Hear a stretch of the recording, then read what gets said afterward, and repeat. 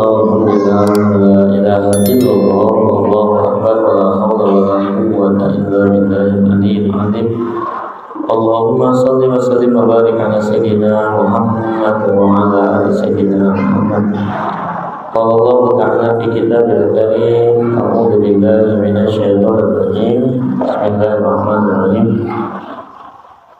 Afahasibtum annama khalaqnakum 'abathan wa annakum ilaina turja'un. Qala Nabi sallallahu alaihi wasallam, qala Rasulullah, man ahya sunnati faqad ahabbani kana ma'i fil jannah. Sallallahu alaihi wa sallam Rasulul Karim. Wa nahnu insyaallah minasyahidin wa syakirin walhamdulillahi rabbil alamin. Ibunda, sahabat semua yang kami muliakan, kita bersyukur kepada Allah atas karunia Allah, nikmat Allah yang begitu banyak kepada kita, yang Allah curahkan kepada kita, yang Allah berikan kepada kita. Mudah-mudahan nikmat yang ada selalu membuat kita menjadi hamba-hamba Allah yang Allah cintai, Allah sayangi, dan Allah ridhoi. Salawat dan salam tercurahkan kepada Rasulullah sallallahu alaihi wasallam. Mudah-mudahan nanti di hari kiamat kelak kita bisa mendapatkan syafaatnya, kita bisa berjumpa dengan Rasulullah sallallahu alaihi wasallam. Ibunda yang kami muliakan, insyaallah kita akan lanjutkan materi yang sudah kita jelaskan, 3 faktor yang menyelamatkan. Kemarin bertakwa kepada Allah di kesepian dan di depan umum, di keramaian. Yang kedua adalah sederhana, baik dalam kefakiran dan kecukupan. Dan ketiga, bersikap adil di waktu senang dan marah. Kita juga sudah bahas 3 faktor yang merusak.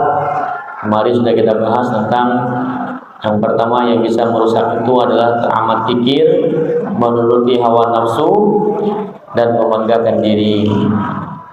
Sekarang kita akan bahas 3 faktor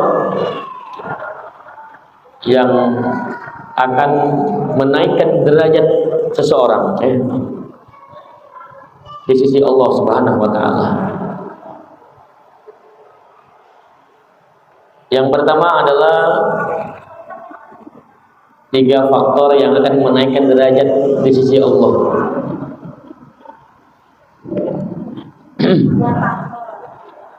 Faktor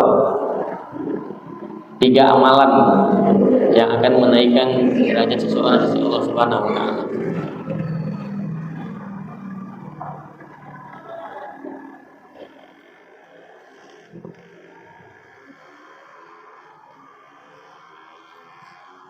Yang pertama adalah fa'ifsa ussalam, yang orang-orang yang suka menebarkan salam, mengucapkan salam. Mungkin sudah sering kita dengarkan kajian-kajian betapa pentingnya menyebarkan salam, mengucapkan salam, baik dengan orang yang kita kenal maupun dengan orang yang tidak kenal. Tapi ini sedikit mengulang dan mengingatkan, memotivasi.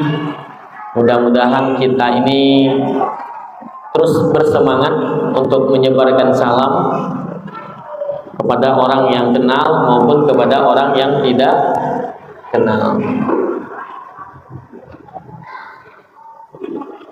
Wa an Abdullah ibnu Umar Ibnu As radhiyallahu anhuma anna rajulan sa'ala Rasulullah sallallahu alaihi wasallam.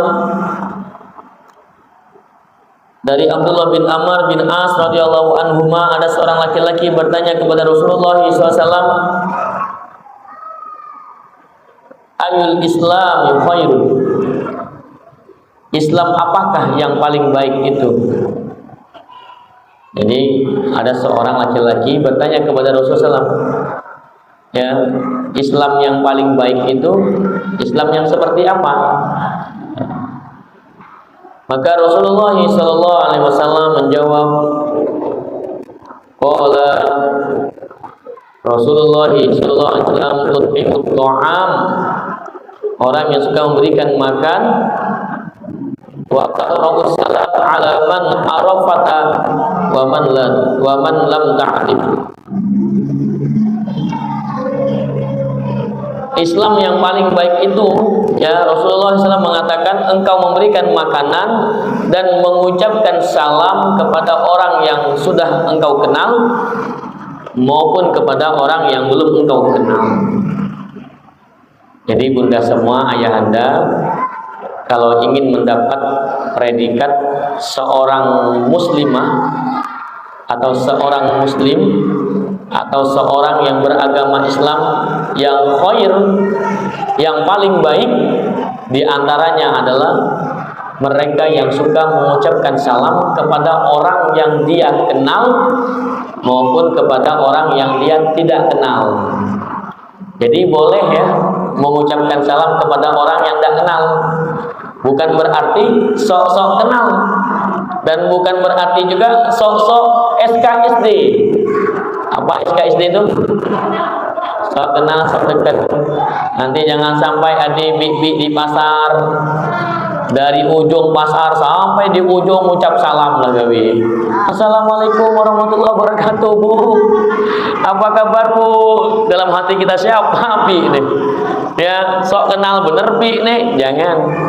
Karena di saat itu dia sedang menjadi seorang wanita, seorang muslimah, seorang laki-laki yang membabar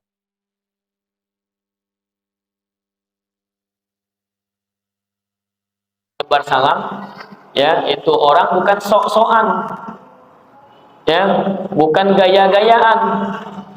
Jadi kita ini jangan pernah malu ya menampakkan keislaman kita. Saksikan bahwa kita ini adalah seorang muslimah, seorang Islam. Karena ada amalan-amalan yang harus ditampakkan. Contoh berpakaian syar'i, ya, malu pakai kaos kaki misalkan ya, karena gambar kaos kakinya pramuka. Ada kaos kaki pramuka. Ya jangan beli yang pramuka, Bu.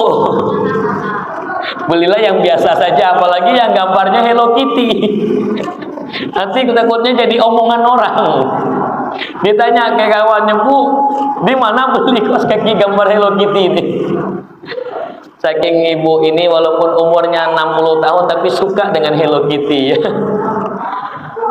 Jadi jangan ada rasa malu dalam hidup kita ketika kita menunjukkan bahwa kita ini Islam loh. Ya, memang harus ditunjukkan. Ishhadu wa annal muslim.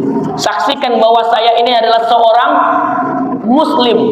Bahkan Abu Umar bin Khattab radhiyallahu anhu ketika pertama kali masuk Islam, dulu kalau ada orang yang masuk Islam awal-awal itu pasti kena bully, kena bantai, kena pelasa dengan orang-orang yang tidak suka Islam. Dulu makanya orang-orang itu kalau masuk Islam sembunyi-sembunyi, diam-diam. Dulu awal-awal Islam tersebarkan. Tapi giliran Umar masuk Islam, tidak mau sembunyi-sembunyi, sebarkan. Ya, saksikan saya adalah seorang muslim, kata Umar. Ya, yang tidak suka datang ke rumah gue. Ya, kalau ada istrinya mau jadi janda, datanglah ke saya. Anak ingin jadi yatim, datang ke saya kalau kalian nggak suka saya masuk Islam. Nih Umar nih. Ya, cuma ibu-ibu udah usah ngikut. Kena masuk Islam. Jangan sampai kalau masuk gang rumah ngaro-ngaro, saksikan saya seorang Islam. Orang lah tahu. Ya, apalagi lah pakai jilbab makin tahunya. Maka yang maksud saya bukan hanya kita menunjukkan zohiriyah saja, penampakan saja bahwa kita pakai cadar, kita pakai hijab, kita pakai pakaian muslimah. Tapi kita juga tunjukkan amalan-amalan bahwa kita adalah seorang muslim. Apa diantaranya? Ya, kalau perempuan diantaranya adalah menunjukkan kalau ketemu sama orang ucapin salam, baik yang kenal maupun yang tidak kenal. Yang laki-laki ya jangan malu. Ya, nggak maulah nunjuk amalan, takut dibilang sombong. Akhirnya nggak mau ke masjid, ya. Karena ada dalam amal-amal Islam itu yang dilihat oleh orang. Jadi tidak semua amal itu tersembunyi. Nggak baca pergi ke masjid sembunyi-sembunyi. Lewat mana? Ya kan, lewat langit tidak mungkin. Atau lewat pintu kemana saja punya Doraemon juga nggak mungkin, ya. Nah, ada amal-amalan yang harus ditunjukkan. Sholat ke masjid, pengajian. Jangan sampai nanti ibu-ibu nggak mau pengajian, ikut yang online saja. Kenapa? Takut dibilang soleha. Takut dibilang orang alim. Ini bahkan ibunda semua, saya pernah memberikan tausiah itu. Walimatul hajj, orang mau haji, ya, jadi diundang memberikan tausiah. Ada kata Pak Haji itu, Pak Haji inilah 3 kali haji, apa 2 kali? Yang cerita kayak gue, Ustaz, benar kata Ustaz tuh, ya, ada beberapa orang yang tidak mau berangkat ke tanah suci. Jadi ada beberapa tipe orang yang tidak mau ke tanah suci. Ini bicaranya yang punya duit. Yang pertama, takut kena azab. Ade, benar, mudah saya lah menemukan orang, lah ngobrol dengan orang. Akhirnya yang berangkatnya saya lah dengan Ustadz Herda berangkat untuk meyakinkan. Akhirnya yang berangkat istrinya, lakinya tidak mau berangkat karena takut kena azab di Mekah. Ada itu kisah nyata, ada saya sebutkan nama orangnya dan Bunda juga ada sana nanya siapa orang gitu sah. Dia ada penting. Akhirnya kata dia, saya takut Ustadz pergi ke Mekah karena saya banyak dosa, karena saya sering lihat di YouTube bahwa ada orang-orang di Mekah itu dia nggak bisa lihat Ka'bah, ada yang mohon maaf ihramnya terbuka, ya, bajunya terbuka, ihramnya itu pakaian ihramnya, dia kayak mau gila-gila gitu. Memang ada kalau di YouTube. Ya, inilah korban YouTube ini, korban tontonan ini. Orang kan kadang-kadang ya konten aja.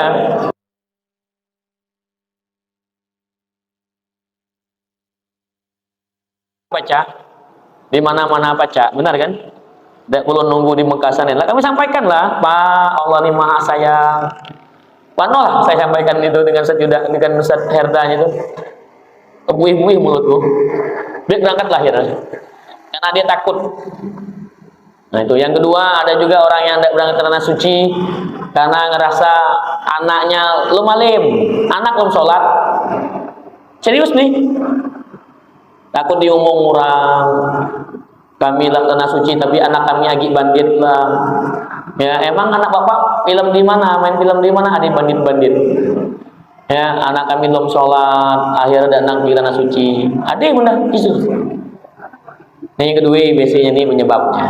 Yang ketiga memang karena pelit, takut duit habis, ya takut harta berkurang, takut jadi miskin, takut tak baca bayar nih beli itu, akhirnya tidak berangkat. Nah ini karena pelit. Ini ngomong yang lari duit, toh. Yang keempat nih ternyata, kau baru tahu dari Pak Haji itu. Ada tat yang keempat. Apa kata kau bilang? Takut kalau ke tanah suci, takut dibilang orang alim, takut jadi imam masjid. Serius nih. Ya, takut jadi dibilang orang alim, takut disuruh jadi imam intinya. Karena kalau lah alim, takut jadi imam. Akhir tak berangkat, kawanku lah katanya. Sama-sama pensiun dari satu perusahaan, kaya, Pak Haji yang ngomong hukum kaya, nyala suci lah berapa kali, tidak dihitung lagi. Akhir apa katanya? Katanya yang Pak Haji nih. Ya, akhirnya kawanku tuh duit habis karena sibuk berubah terus, duit kayak itulah. Gara-gara ke tanah suci, takut dibilang orang alim, takut disuruh jadi imam. Inilah bahayanya pemikiran Buddha. Tidak semua pemikiran kita itu benar. Jangan terhanyut dalam pemikiran, dan bahaya dalam pemikiran itu. Nih orang ini sekolah nih, pensiunan perusahaan, tidak kau sebut perusahaan apa, tidak segar kau bilang, dan kau bilang kau tahu semua. Orang sekolah, orang pinter, tapi terjebak dalam pemikirannya. Hati-hati dengan pikiran ya. Pikiran yang buruk akan menghantarkan kepada seseorang yang buruk-buruk saja. Walaupun hanya sebatas pikiran, Tapi mohon maaf, gara-gara dia mikir seperti itu, tidak berangkat ke tanah suci karena takut jadi imam kalau pulang ke tanah suci. Ya, padahal tidak ke tanah suci juga banyak kok orang jadi imam, benar tak? Bahkan di kami ini ada imam 24 jam. Ada, namanya imam. Namanya imam. Hari-hari jadi imam terus. Makanya saya kalau sholat depan santri itu ada nama santri seorang imam, saya tidak berani sholatnya di depan di belakang dia. Tidak mau berani saya. Takut jadi jenazah. Ini intermezzo ya. Tidak mau, ini bahayanya pemikiran gitu. Jadi hati-hati ya dengan pemikiran, dengan pikiran tuh hati-hati. Tidak mungkin, memang tidak mungkin, memang lah, tidak mungkin lah punya jadi masuk surga, apalagi tuh. Ya, tidak mungkin lah Allah terima taubatku, Allah terima ampuniku. Ya, tidak mungkin juga. Hati-hati. Ana inda zoni abdibi. Kata Allah, aku ini sesuai dengan prasangka hambaku.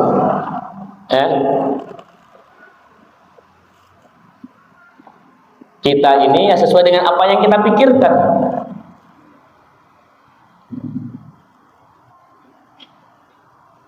Jadi ibunda semua, kalau ingin mendapatkan predikat seorang Islam yang baik, keislamannya diantaranya adalah mereka suka mengucapkan salam. Jadi biasakan kalau ketemu tuh mengucapkan salam. Tidak sampai keluar tenaga, tidak akan habis suara, tidak akan habis waktu, dan tidak akan membuat kita ini menjadi rugi gitu. Nah, jadi hati-hati ya. Malu tak? Malu kalau ketemu orang ngucapin salam, malu. Ada dua penghalang. Kenapa sebenarnya ini kata ulama adalah untuk ilmu? Ada dua penghalang kenapa orang itu tidak mendapatkan ilmu atau tidak mendapatkan kebaikan. Di antaranya adalah salah satunya adalah malu. Akhirnya punya tetangga bertahun-tahun lewat ke tetangga, dek sekali abang mengucap salam pas lewat. Biasakan ngucapin salam ya. Jangan malu. Yang kedua adalah sombong. Jadi sombong itu adalah penghalang kebaikan, penghalang untuk dapat ilmu, penghalang orang untuk jadi lebih baik. Ya, malu inilah banyak orang yang kena penyakitnya. Yo ngapain dak pengajian, ku malu, ku dak tahu ngaji, ku lagi baru Iqra 1. Akhir sampai mati Iqra 1 tuh lah. Dak naik-naik Iqra 2. Ya. Anaknya udah hatam Quran, udah bisa baca Quran, emaknya karena malu dak nak belajar ngaji, akhirnya apa? Dak ngaji-ngaji. Nih hati-hati nih, malu nih. Ya. Yo bu, ikut pengajian lagi, ku malu, pula 2 bulan nih hadir pengajian, ku malu. Jangan nih, selama berbuat kebaikan itu udah boleh malu. Misalnya, ibu-ibu masak bubur kacang kuah durennya sekarung, kacangnya sekilo misalkan. Akhirnya kata laki yo dek kasih tetangga, ku malu bang ngasih tetangga bubur kacang. Kenapa selama ini tetangga ngasih kita rendang, ku malu. Akhirnya ngasih lah tetangga bubur kacang gara-gara malu. Bunda dengar nih bunda, walaupun bunda masak ubi kasihlah ke tetangga. Jangan sampai kita nih gara-gara goreng ubi tadi itu enggak ngasih tetangga, gara-gara goreng ubi, gara-gara malu padahal bunda punya ubi seton. Akhirnya ubi 1 ton tadi itu basi akhirnya. Bagi-bagi dengan orang, malu bunda misalnya punya kebun pisang. Ya kan? Nanam kebun pisang sehektar. Akhir punya kebun pisang, malu ngasih ke tetangga karena ngasihnya cuma pisang. Ya sudah lama nggak ngasih pisang, kasih duit. Nih ibu pisangnya, ini 1 juta untuk ibu. Mabut lah goreng pisang. Jangan ya, hati-hati punya sifat malu ini. Dalam kebaikan tidak boleh malu, tidak boleh malu.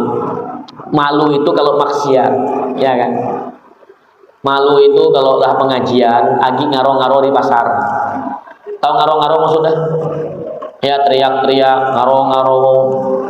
nawar beli baju berapa sih kok baju nih bi 100.000 20.000 bi, oh malu nih langsung stroke bi, nawar baju 20.000 harga 100.000. Akhirnya apa kata bi, dah baca ini berdebat nggak ngarong dasar bi jual mahal naik haji. Kata bi, lama emang kok naik haji, coba lo naik lah. Nah, jangan malu itu maksiat. Jangan pernah malu dalam kebaikan. Malu ke rumah ustazah nih misalkan. Yuk kita ke rumah ustaz itu, kita ke rumah ustazah itu misalnya. Malu kuni dak di helm mah. Ya akhirnya dak berangkat. Hati-hatilah banyak. Gara-gara orang malu ini dak dapat kebaikan. Yuk kita ngumpul. Nah galak tuh macam tuh. Paling galak kok malu. Hati-hati itu. Ya padahal niatnya orang itu silaturahmi, ya. Itu hadis yang pertama ibunda semua. Jadi kalau ingin mendapatkan predikat suka ngucapin salam, di antaranya adalah mereka akan mendapatkan predikat Islam yang paling baik. Di antaranya karena mereka suka mengucapkan salam.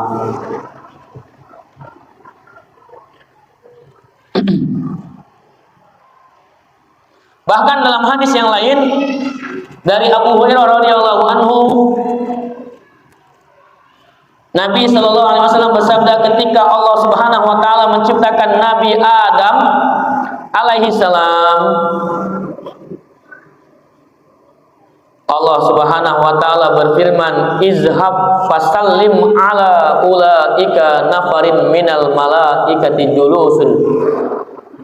Jadi ketika awal pertama kali Nabi Adam alaihissalam diciptakan itu bunda, ya, maka kata Allah mengatakan kepada Nabi Adam alaihissalam, pergi kamu wahai Adam kepada mereka itu, kepada para malaikat yang sedang duduk-duduk di sana.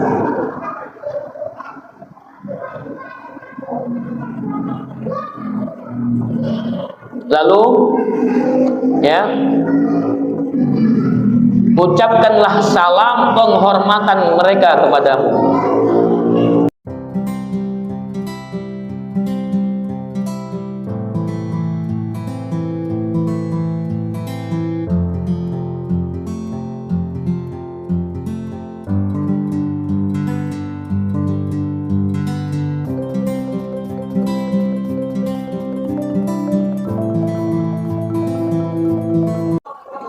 Jadi ibunda semua,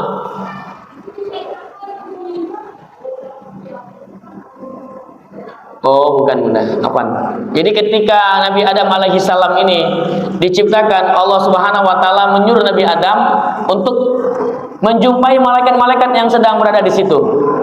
Maka kata Allah, dengarkanlah, para malaikat ini akan mengucapkan salam padamu.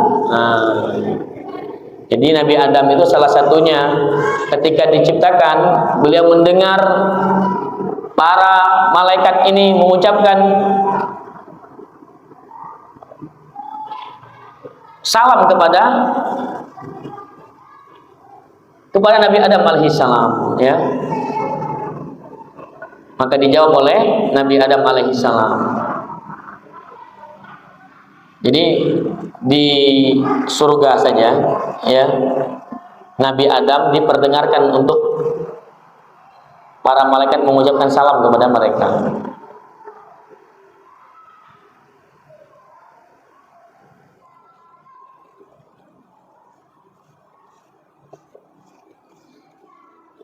Nah ini bunda, lanjut lagi fadilah-fadilah mengucapkan salam. Wa Nabi Hurairah radhiyallahu anhu qala Rasulullah sallallahu alaihi wasallam, la tadkhulul jannata hatta tu'minu wa la tu'minu hatta tahabbu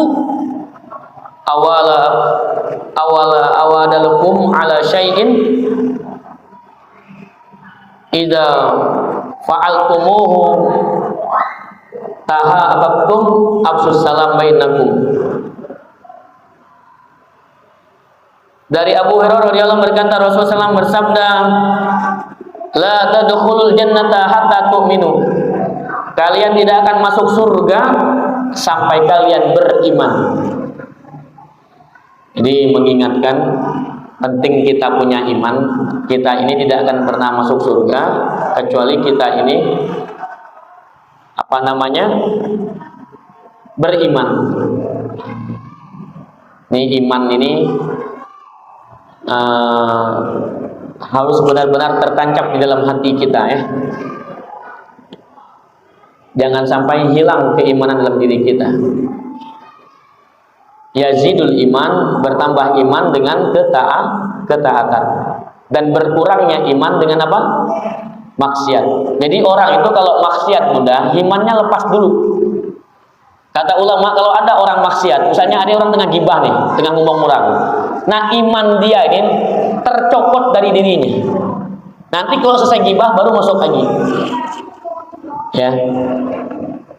Karena orang Islam belum tentu beriman. Kalau orang beriman sudah pasti Islam. Maka kapan iman itu pergi? Dikala orang itu maksiat. Apalagi mohon maaf sampai dia ini syirik ya, menyekutukan Allah. Apalagi yang paling puncak tinggi-tingginya apa? Murtad. Nah, ini hati-hati ini. Ya, harus punya keimanan. Kadang-kadang banyak juga orang itu salah satu mohon maaf ini. Jangan sampai rusak iman kita karena penakut. Mati lampu, takut keluar kamar. Padahal nak sholat tahajud, tidak jadi tahajudnya. Gara-gara takut ke WC sendiri. Mana WC-nya di luar misalkan. Kan dulu zaman-zaman dulu bukan zaman sekarang. Aku masih ingat lah rumah kami dulu tuh. WC-nya di luar. Nah, mudah berani tak kira-kira jam 2 malam ke WC. Tergantung. Man sakit perut kayak berani. Ya kan? Cuma kalau wudu nak sholat gitu. Akhirnya tak pergi-pergi karena takut ke antu tadi itu. Makanya hati-hati ya, bilang ke anak kita jangan sampai agi musim ya. Saya tidak pernah lagi dengar karena saya jarang main dengan anak-anak zaman sekarang. Zaman dulu kan kalau kita lewat batang karet, bulu, bambu tuh, batang pisang, apa yang kita ucap kita? Nek, permisi yo. Macam tuh kan. Zaman lagi kecil dulu tuh. Ya. Numpang lewat gitu kan. Itu mohon maaf udah ngucapin begitu. Ya, padahal dia atau di situ, dia kakek di situ. Memang enggak deh, cuma batang pisang, cuma batang karet, cuma batang bambu. Sejak kapan batang pisang jadi atok-atok gitu kan? Atau jadi nek-nek. Numpang lewat kok. Nah, tidak boleh kita mengatakan seperti itu. Bilang sama anak-anak kita, cucu-cucu kita, nih karena mohon maaf, tradisi khurafat seperti ini, kebiasaan-kebiasaan ini biasanya menurun. Ya, datang kupu-kupu, bakal datang tamu katanya di rumah kita. Padahal nggak ada hubungannya kupu-kupu kayak tamu. Ya kan, galak mau datang kupu-kupu di rumah kami, dia tidak tamu. Galak berarti ya. Maka saya tidak percaya bahwa kalau ada kupu-kupu bakal ada tamu. Jangan-jangan malaikat maut datang. Ya, kalau malaikat maut mungkin percaya datang. Karena malaikat maut 30 menit sekali datang ke rumah kita, ya. Nah, ini hati-hati ini, iman nanti jaga. Iman akan keluar dikala kita maksiat. Kayak kemarin itu tidak bercampur yang kita bahas minggu kemarin. Ya, tidak bercampur antara keimanan dan sifat pelit. Nah, memang masih Islam dia. Bukan berarti ketika orang maksiat itu keluar dari Islam, tapi imannya. Nah, ini iman ini panjang penjelasannya. Tapi la yadkhulul jannata. Tidak akan masuk surga kecuali kita ini beriman. Wala tu'minu hatta tahabbu. Dan apa kata Rasulullah SAW? Dan kalian tidak disebut beriman sampai kalian saling mencintai. Jadi kita ini tidak dikatakan beriman sebelum kita ini saling mencintai karena Allah. Jadi hati-hati ya, ada kebencian dalam diri kita. Mohon maaf nih. Saya sering mengulang-ulang ini dan ini adalah nasihat untuk saya. Jangan pernah benci siapapun dalam hidup ini. Jangan. Ya. Karena yang pertama, kebencian ini nggak ada manfaatnya. Nggak ada keuntungannya. Kita benci kepada seseorang yang boleh jadi menyakiti kita, apa manfaat untuk kitanya? Jawab. Sampai mana kita puasnya? Jangan pernah benci siapapun dalam hidup ini ya. Apalagi dengan orang-orang terdekat kita. Karena kalau sudah benci, akhirnya banyak hilang kebaikan dalam hidup ini. Mohon maaf Bunda ya, mohon maaf ini. Kita kalau benci itu ya dengan sifatnya, bukan dengan orangnya. Misalnya lihat ada punya suami pemarah, misalkan, bukan di sini ya. Kalau di sini suaminya lembut-lembut semua ya. Musa amin ya. Dengar sampai malaikat, saya dengar malaikat sampai lagi ketujuh saja.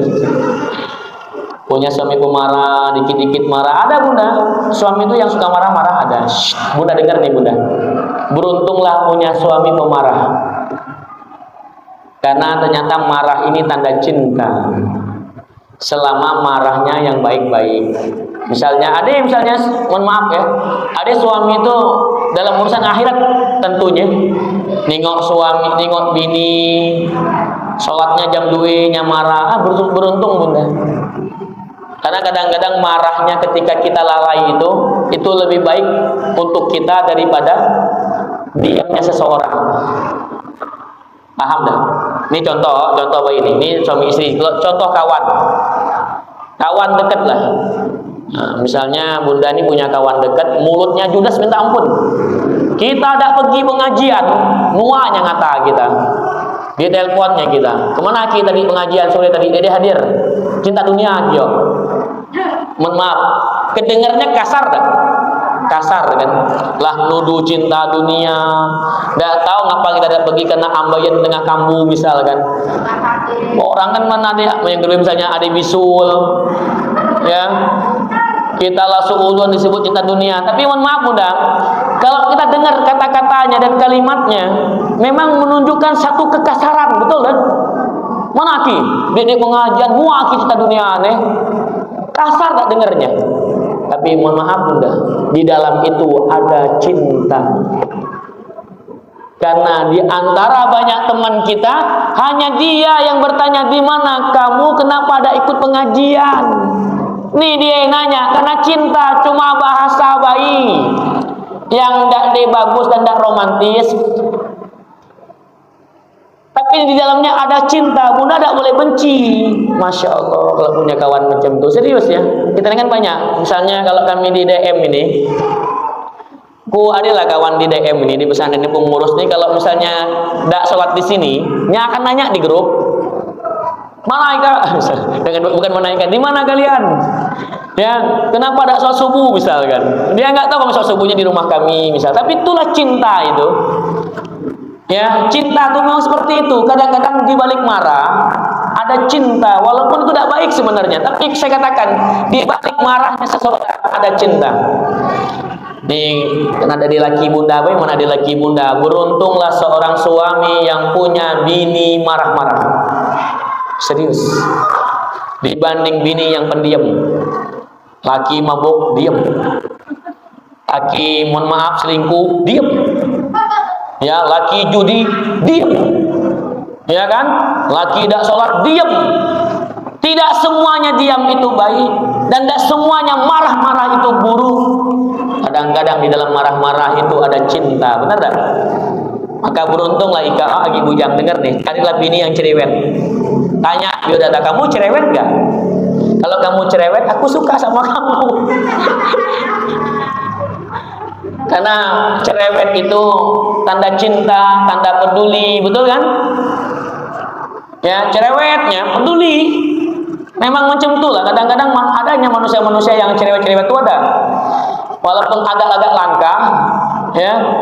Tapi ya begitulah. Bahkan saya itu pernah baca kemarin itu, seorang wanita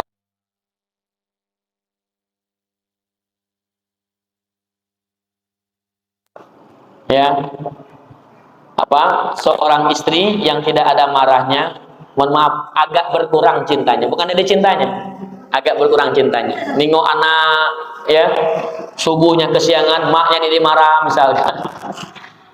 Tinggal mohon maaf ya, membungkus marahnya dengan keindahan, itu yang paling hebat, betul? Ya, biasa adik marah-marah sambil nyiram anak, nyiram laki pakai air, misalkan. Ini diganti dengan kopi, bunda. Marah tuh, suami saya nih bangun susah, buat kopi lah untuk dia. Bang, nih kopi bang, bangun bang, subuh bang. Bayangkan bang, cuma aku lah bang di dunia ini yang buat kopi sebelum subuh bang. Waduh, padahal lagi marah tuh, saking sayang dia abang itu kan. Nah, apa buat itu? Dan kalian tidak akan disebutkan sebagai orang yang beriman sebelum kita ini saling mencintai ya. Pastikan kita ini saling mencintai. Bunda dengan kawan-kawannya saling mencintai ya. Kalau ada kekurangan temannya, itu pasti itu. Jangan benci dengan kekurangan selama kita juga punya kekurangan, betul gak? Bagaimana kita benci dengan kekurangan seseorang? Karena seseorang kena ada kekurangan, sedangkan kita juga terselimuti dengan kekurangan. Ya. Kadang-kadang nih, kadang-kadang kita nih, ya. Ini kan fenomena akhir zaman kan. Dan dari dulu-dulu kita nih asa ada masalah kayak orang sikok, masalah. Nggak agi bertegur, nggak agi berkawan. Macam kayak ada suatu kawan gitu. Padahalnya akrab lah dulu, kemana-mana sama-sama, hanya gara-gara sikok masalah, ya, gara-garanya muat acara kawan tak datang, sakit hati, laki, besaki berkawan gitu dah, muat acara kiga datang, laki yo, akhir gagi berkawan, la ilaha illallah, gara-gara satu salahnya, mohon maaf, ya satu kesalahan dia melupakan 1000 kenangan cinta bersamanya, jangan nih. Jangan. Kalau ada masalah tuh anggap tak ada masalah, itu yang paling bagus. Ya, dengan orang maksudnya ya. Jangan sampai gara-gara masalah membuat kita ini ya hilang keharmonisan, hilang tegur menegur, hilang sapa, hilang saling peduli. Dulu kalau sebelum ada masalah buat status WA ngomen. Misalnya kawan tengah buat WA pengajian, alhamdulillah ikut pengajian di sini, kita ngomen biasanya. Sejak kita masalah punya dengan dia, kita nggak mau lagi ngomen WA-nya, misalkan ya. Misalnya kita nggak mau lagi ngomen di status Facebooknya, nyebutnya minta doakan ya, saya lagi sakit ini. Bisa kita bilang amin. Gara-gara kita benci dengan dia, kita lagi nggak mau bilang amin. Mohon maaf, ada sebabnya. Ada sebabnya, ya. Tiba-tiba kita melakukan kebiasaan-kebiasaan kita yang kita lakukan, dan gara-gara kita benci kepadanya, hilang kebiasaan itu. Karena ada setitik kebencian, mohon maaf, kita berlindung kepada Allah dari sifat seperti itu. Apa kata kuncinya? Jangan hilangkan 1000 kenangan indah hanya gara-gara satu titik kesalahan. Apalagi suami istri, biasanya apalagi kawan akrab. Aku dulu mengalami juga dulu ketika di pesantren itu. Aku punya kawan akrab bener, sangat-sangat akrab. Ya nama juga lagi budak kan. Saya lagi MTS berkelahi, akhirnya mohon maaf, berapa lama? Pokoknya saya tuh selama 2 tahun lebih itu berkawan dengan nyala. Akhirnya berkawan lagi sampai kami lulus. Udah akrab lagi. Ini kadang-kadang melupakan 1000 kenangan indah.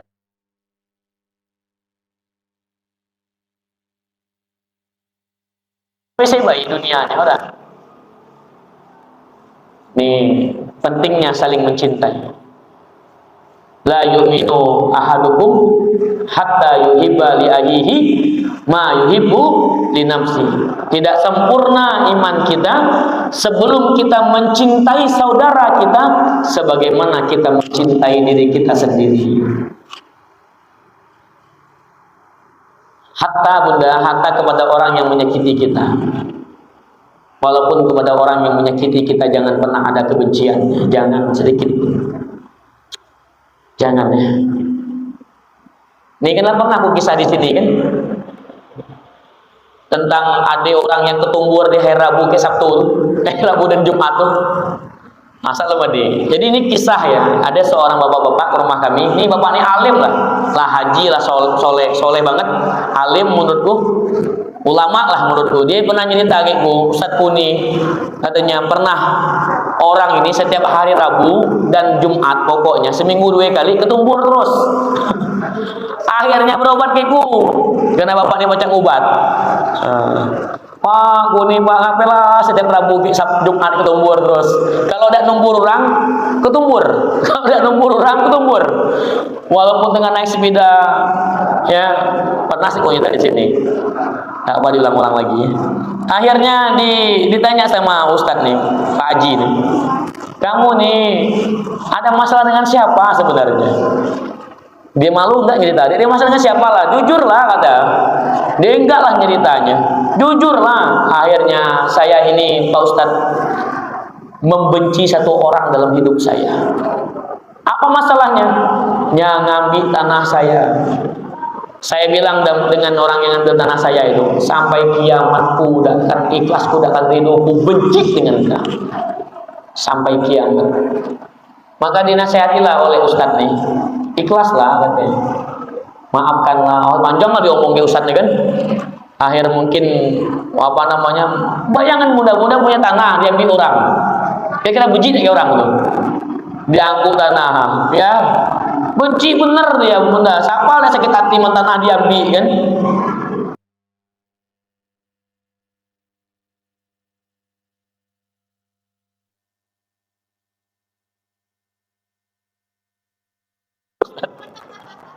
Saya ada ketumbur Ustaz, alhamdulillah. Ditanya kenapa kamu tidak ketumbur?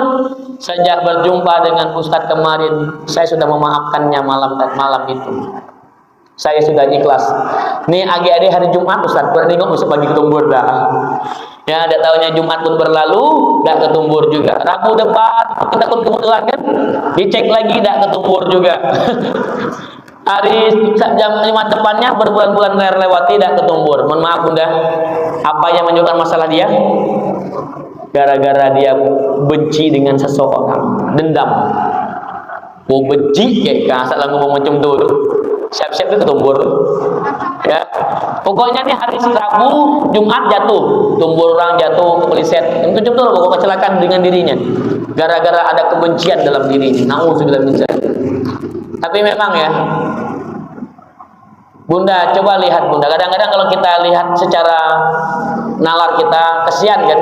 Tapi kalau lihat secara hikmah, Allah sayang kan dengan dia, betul tak? Allah tuh sayang, saking sayangnya Allah mengasih teguran kepada dia di hari Rabu dan Jumat. Ini sayangnya Allah. Ya kan? Nah, Allah ini sayang bunda. Boleh jadilah kalau kita itu ada sesuatu yang terjadi seperti ini mungkin ya. Nah, kita banyak-banyak introspeksi diri. Banyak-banyak introspeksi diri. Jangan suka bunda dengar nih. Saya dapat ceramah dari Syarifah, apa namanya yang terkenal tuh? Ustazah Halimah itu ya. Saya sering dengar beliau dulu di TikTok gitu. Ada orang yang berdoa 2 orang. Ya, yang pertama berdoa semakin dicintai oleh Allah. Tapi yang kedua berdoa semakin dibenci oleh Allah. Sama-sama berdoa, ya, sama-sama berdoanya di sepertiga malam, tapi satunya dapat kasih sayang Allah, satunya dapatnya bencinya Allah. Tahu tak kenapa bunda bedanya? Hah? Yang satu doanya dengan syukur. Alhamdulillah ya Allah. Saya saat ini diuji sakit ya Allah. Boleh jadi karena Engkau sayang dengan hamba ya Allah. Karena Engkau ingin menggugurkan dosa-dosa hamba ya Allah. Yang satunya doa dengan apa? Ya Allah, ngapa aku yang sakit ya Allah? Hati-hati saya nyebut ngapa saya yang sakit, ngapa saya yang sakit. Ngapa ya Allah aku ini kena uji terus ya Allah. Hati-hati itu bunda. Yang satunya dengan syukur, alhamdulillah ya Allah, saya yang diuji, Engkau pilih saya yang diuji ya Allah hari ini. Saya punya suami yang hari ini luar biasa marah-marahnya ya Allah. Boleh jadi karena cinta. Itu kalau dia berdoanya dengan syukur terhadap ujian-ujian dia, insya Allah dia akan mendapatkan cinta Allah. Tapi kalau dia mengatakan mengapa harus saya, padahal saya sudah soleha, padahal saya sudah ikut pengajian, saya sudah taubat, mengapa saya ya Allah? Seakan-akan tidak nerima atas keputusan Allah terhadap dirinya. Makanya kata Ustazah Halimah ini, sama-sama di sepertiga malam, sama-sama berdoa, tapi gara-gara satunya dengan kebencian, dengan tidak menerima atas takdir-takdir Allah, akhirnya hanya dapat kebencian dari Allah. Jangan bunda ya ngomong-ngomong, ngapalah aku nih, ngapalah cuma aku nih, ngapalah cuma aku nih, janganlah. Ya, tidak perlu kita mengutuk diri terhadap hal-hal yang ketika tidak sesuai dengan keinginan kita.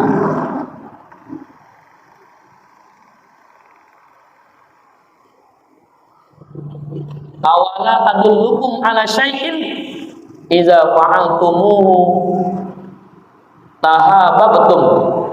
Maukah aku tunjukkan kepada kalian sesuatu yang apabila kalian melakukannya pastilah kalian saling mencintai. Apa itu? Afsus salam bainakum. Ucapkan salam di antara kalian. Saya ulangi hadisnya. Kita ini tidak akan masuk surga kecuali kita beriman.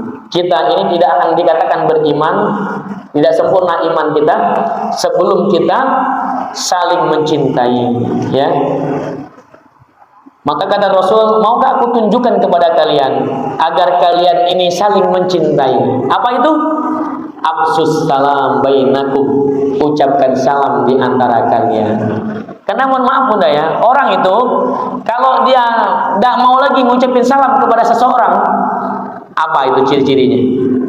Karena benci tadi. Kalau malu mungkin tidak kenal, betul tidak? Tapi kalau dengan orang yang kenal, kita tidak mau lagi mengucapkan salam, hati-hati. Ya, boleh jadi karena sudah berkurang rasa cinta kita, sudah ada kebencian dalam diri kita. Oh, jangan ya. Jangan.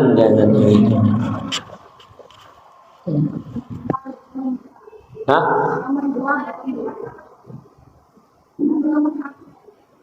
Yang mana? Iya, belum, memang mudah. Lagi panjang pembahasannya nomor 1 nih. Nah, ya, masuk nomor 2 buat dia. Nah, akhirnya hari Rabu lagi depan insya Allah ya. Yang kedua, faktor yang menaikkan derajat. Ini juga sudah sering-sering didengar juga bunda. Tapi tidak apa dikuatkan motivasinya. Wa it'amut ta'am, dan memberikan makan kepada orang lain, pada keluarga. Ini bunda ya, apa namanya? Banyaklah fadilah-fadilah memberikan makan ini kepada orang lain. Di antaranya itu ada 4 golongan, apa namanya? Al-jannatu, surga itu merindukan 4 golongan. Di antaranya adalah kepada orang yang suka memberikan orang makan. Jadi surga itu merindukan 4 golongan. Saya sudah bahas 4-4-nya, takut makin panjang lagi. Di antaranya apa? Wayut imut to'am ilal ju, suka memberikan makan kepada orang yang lapar. Bayangkan surga merindukannya. Surga memanggil-manggil namanya, ya. Jadi suka-suka ngasih makan kepada orang lain. Bahkan di dalam satu hadis, sahabatnya pernah nanya kepada Rasulullah SAW, ya Rasulullah, mal hajjul mabrur? Qala it'amut ta'am wa ibsa'us salam. Atau kama qala Rasulullah SAW. Jadi sahabatnya pernah nanya, ya Rasulullah, apa ciri-ciri orang itu tandanya mendapatkan haji mabrur? Bunda mau nggak? Belum haji tapi sudah mabrur, ya. Di antaranya adalah it'amut ta'am, suka ngasih makan. Ternyata ciri-ciri orang haji mabrur. Nih dalam satu hadis yang diriwayatkan oleh Imam Ahmad dalam musnadnya, ya. Jadi ciri-ciri orang tuh kalau pulang haji itu suka ngasih makan. Ya. Wa ifsa'us salam. Dan apa ciri yang kedua, Bunda? Suka menebarkan salam orang yang haji mabrur. Kalau aku tengok kedua makna ini secara hikmah, ya, berarti orang yang pulang haji itu bertambah-tambah kasih sayangnya kepada orang lain. Ini ciri-ciri haji mabrur. Di antaranya, ya, banyaklah ciri haji mabrur tuh yang paling jelas. Dia bertambah ketaatannya. Yang kedua, dia sudah meninggalkan maksiat. Tapi ini ada ciri yang sederhana. Ya, ciri yang sederhana, Bunda. Dia suka ngasih makan. Makanya mudah-mudahan yang suka ngasih makan tuh, ya, walaupun belum haji, mudah-mudahan sudah dapat mabrurnya. Nah, kalau dalam trainingnya salah satu trainer itu Abi Bahri itu, mabrur sebelum berangkat ke Baitullah. Maksudnya kita ambil hikmah-hikmah orang pergi haji itu, diantaranya adalah suka ngasih makan dan berniat aja, Bunda. Ya Allah, mudah-mudahan aku nih sering ngasih makan ini, ya Allah. Pacak memang dapat haji yang mabrur, pacak haji, ya Allah. Nah, berdoa kepada Allah dengan wasilah. Boleh tak, Bunda, melakukan amalan untuk satu kebutuhan? Boleh tak? Boleh, Bunda? Boleh tak, Bunda, ngasih makan orang dengan niat untuk bisa pergi haji? Boleh tak? Boleh. Ya, boleh. Itu namanya tawasul bil amal. Bertawasul, berwasilah dengan amal soleh itu boleh. Yang enggak boleh itu, Bunda, pergi ke kuburan. Pergi ke kubur Pak Haji. Pak Haji, doakan ku lagi haji nih, padahal meninggal. Itu enggak boleh. Nyawa tapi kali, ya. Allah kata, ya. Upah laki di belakang ikutnya. Jadi boleh kita berniat, ya Allah, mudah-mudahan, ya Allah, puni nak undang, pokoknya aku nih tiap minggu punang buat acara makan-makan di rumah kami. Boleh tuh, ya, mudah-undang 2 orang, mudah-undang nelpon kawan, diam-diam undang, dek kawan, kalau mengundang orang 10 udah cukup. Jadi ngomong ke kawan, say, ke rumah kami, ya, nyape, pulang nyiap lepah teng belut nih. Dalam mana lu makan belut? Belum say. Nah, ke rumah kami, ya. Cuma dibilang, jangan bilang kawan lo. Ngapa? Belut cuma seon. Belut cuma sikok. Misalkan, boleh, Bunda. Bunda kalau ada banyak undang banyak orang. Kan di sini kan tidak disebutkan banyak orangnya berapa, betul tak? Berarti ngasih makan 1 orang aja juga termasuk sudah ngasih makan. Dan Bunda tahu, ya, Nabi Ibrahim itu dapat gelar Khalilullah, kekasihnya Allah. Dibalik dengan ujian beliau yang sangat besar, di antara amalan beliau yang paling beliau sukai adalah mengundang orang makan, ngajak orang makan. Silakan, Bunda, simpan nomor WA saya. Bilang kapan tanggalnya. Insya Allah saya dengan istri saya akan berangkat. Assalamualaikum Ustaz, tolong ajak istrinya, ya. Siap. Ya. Saya tidak nanya menu dah. Cuma nanya masak apa ini. Nah, jangan, ya. Dan tuh, Bunda, dengar nih, Bunda. Dan Masya Allah, ini terakhir lah, karena takut maghrib ini. Panjang lah penjelasan tentang memberikan makan ini. Ini kisah tentang cucunya Rasulullah SAW yang bernama Husain bin Ali. Beliau ini suatu hari, ya, tengah naik kuda. Beliau ini, Masya Allah, ya, cucu Nabi ini punya akhlak yang sangat baik sebagaimana akhlaknya Rasulullah SAW. Nah, ketika beliau sedang berjalan, beliau itu tengah nengok, tengah lewat orang makan. Dan yang orang makan ini siapa, Bunda? Orang miskin. Maka kata orang miskin nih, ya cucu Rasulullah, sini, makan yuk sama kami, makan sama kami. Maka apa yang dilakukan oleh Sayyidina Husain ini, turun dari kudanya, dari kendaraannya, sambil beliau membaca satu ayat, innahu la yuhibbul mustakbirin, Quran surat An-Nahl ayat 23. Sesungguhnya kata Imam Husain, ya, Sayyidina Husain ini, sesungguhnya Allah tidak menyukai orang-orang yang sombong. Artinya Imam Husain makan turun dari kendaraannya, baca ayat innahu la yuhibbul mustakbirin. An-Nahl ayat 23, sesungguhnya Allah tidak menyukai orang-orang yang sombong. Maksudnya apa? Beliau nih cucunya Rasulullah SAW pakai kendaraan, ya, dalam riwayat itu cucu Rasulullah SAW ini karena orang senang dengan mereka, banyak dapat hadiah-hadiah, pengusaha juga, ya, orang kaya lah intinya, suka sedekah. Tapi kalau dipanggil orang miskin ngajak makan, beliau datang turun dari kendaraannya. Ini teladan untuk kita. Kalau dipanggil orang, ini datang dulu walaupun cuma 2 menit. Nah, nih hikmah. Nih tahu nih Imam Husain tengah mereka lagi makan bareng mereka, sama-sama mereka, ya. Dan apa yang dikatakan Imam Husain, saya penuhi panggilan kalian, sekarang aku yang undang kalian. Kalian juga harus datang ke rumahku, kita makan sama-sama di rumahku juga.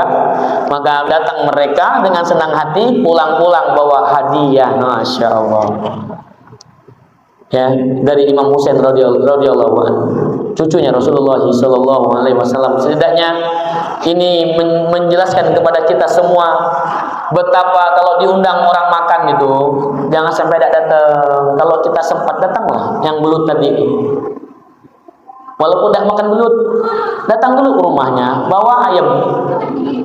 Nah, orang lah masak mudah, ya, orang dengan cinta, dengan kasih sayang. Kadang-kadang kita nih mohon maaf, asa lebaran-lebaran, asa ginamu, say, apa say menu say, ya nanya menu, ya, jangan asa diundang orang makan, datang nah orang makan bubur kacang, bubur merah putih, udah benar makan bubur merah putih, nah datanglah pokoknya, mohon maaf kok, jangan sampai terdengar seperti ini ya. Dan mohon maaf, saya pernah dengar, tapi wallahu a'lam bishawab, di mana kejadiannya saya lupa, tapi saya pernah dengar. Jangan sampai nggak pernah mau pergi tahlilan, diundang orang tahlil. Kan diundang orang tahlil ini boleh datang? Boleh be, nanya menu, man bubur kacang, tapi dia datang. Tapi man nasi datang. Makanya hari ke-7 rata-rata orang kalau orang tahlil pakai apa? Pakai nasi, makanya ramai. Hari ke-3, hari ke-2, ke-5, ke-6 agak-agak sepi. Jadi nasi ya. Jangan, tidak boleh begitu. Ya, belajar ambil hikmah dari Imam Husain radhiyallahu anhu. Dipanggil orang miskin, turun dari kendaraannya, datang dia makan bersama mereka. Nah, hikmahnya lagi apa? Undang mereka makan di rumah, undang balik. Ini saja yang mudah semua. Yang ketiga tadi sekalian lah. Ya, makanya saya sampaikan tadi, kalau lupa beda saya bahas nih lah. Sholat malam ketika orang-orang sedang tidur. Nah, mudah. Kalau pengen jadi orang soleh, makanya orang-orang dulu takut meninggalkan sholat tahajud karena takut hilang kesolehannya. Karena ciri-ciri orang soleh itu, ya, orang soleh, mudah mau nggak jadi orang soleh? Iya, kalau orang ini bahasa umumnya soleh. At-tahiyatul mubarakatus sholawatut taibatul lillah. Assalamu alayka ayyuhan nabiyyu wa rahmatullahi wa barakatuh. Assalamu alayna wa ala ibadillahi sholihin. Jangan tidak jadi orang soleh, karena orang soleh disebut namanya di setiap orang soleh. Harus jadi orang soleh. Dan apa ciri-ciri kesolehan? Salah satu di antaranya, orang soleh punya kebiasaan tidak pernah meninggalkan sholat tahajud. Minal laili fatahajjat bihi nafilatan asa ayyab'asaka rabbuka maqaman mahmuda. Ya. Nah, di lonceng pertandahlah selesai. Ada lonceng itu kan? Bel bukan lonceng, bunyi bel. Ring gitu, bel santri ya. Terima kasih bunda semua. Dan untuk dengan lepaskan alhamdulillahirabbil alamin. dan doa tutup majelis. Subhanakallahumma bihamdika asyhadu an la ilaha illa anta astaghfiruka wa atubu ilaik. Assalamualaikum warahmatullahi wabarakatuh.